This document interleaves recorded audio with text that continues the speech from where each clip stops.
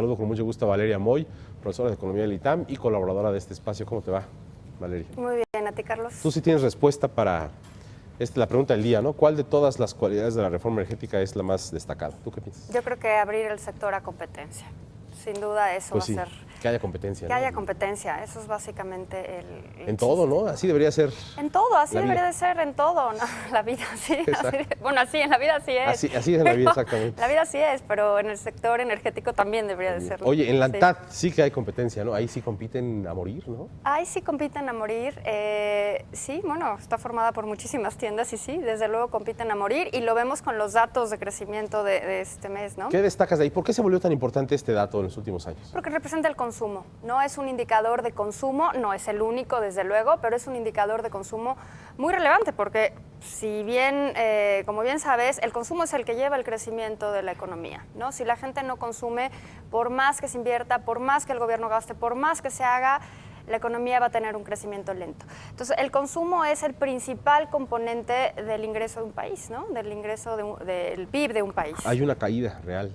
Hay una caída real y incluso en términos nominales el crecimiento es muy bajo, ¿no? El crecimiento en términos nominales fue 0.7 con respecto al año anterior, que es bajísimo. Si le ¿no? quitas la inflación se vuelve ahí negativo. Si le quitas la inflación se vuelve negativo, menos 3.2, que es un dato, la verdad es que no es un dato bueno, ¿no?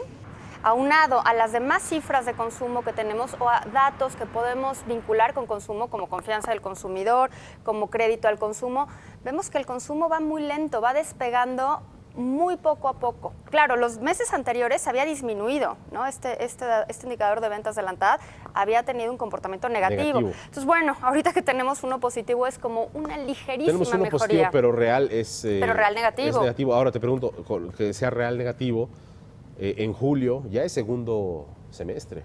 Ya es segundo semestre. ¿No impactará esto al PIB?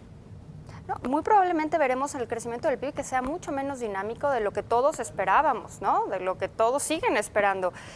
Si este dato de consumo no está creciendo como lo hemos esperado, se ve difícil que el dato del PIB muestre signos de mejoría importantes. Este 2.5, 2.7% estaría tambaleándose. Yo creo que estaría tambaleándose, a menos que llegue esta ola que esperamos de beneficios, de inversión, de uno por el lado de la reforma energética y el otro lado por el crecimiento del PIB de Estados Unidos, que fue sustancial, ¿no?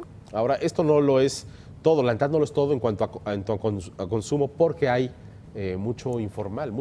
Hay mucha informalidad y esa es un poco la respuesta que se da a este dato muy malo. Que no están que a lo asociados mejor los que no están informales, asociados, que a lo mejor no solo informales, sino estas tienditas muy pequeñas que no están cubiertas por la ANTAD. Entonces, lo que está diciendo, entre otros muchos analistas, es que la gente, en lugar de comprar en tiendas grandes, en tiendas de autoservicio, estas cadenas gigantescas, empiezan a comprar más en las tienditas de la esquina.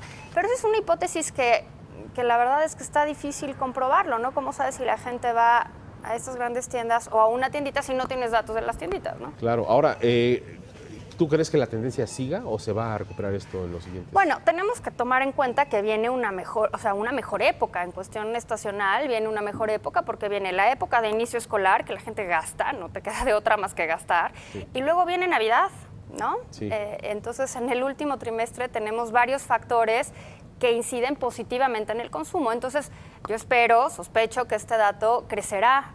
No necesariamente porque las cosas vayan de maravilla, sino porque estacionalmente ocurre, ¿no? Que la inflación haya superado el límite del 4%, ¿cómo podría impactar a los próximos datos de la ANTAD? Bueno, como habíamos platicado la vez anterior, yo creo que este dato de inflación, como es un dato que se está comparando con una base muy pequeña, y esto irá que no te preocupaba tanto. No me preocupa.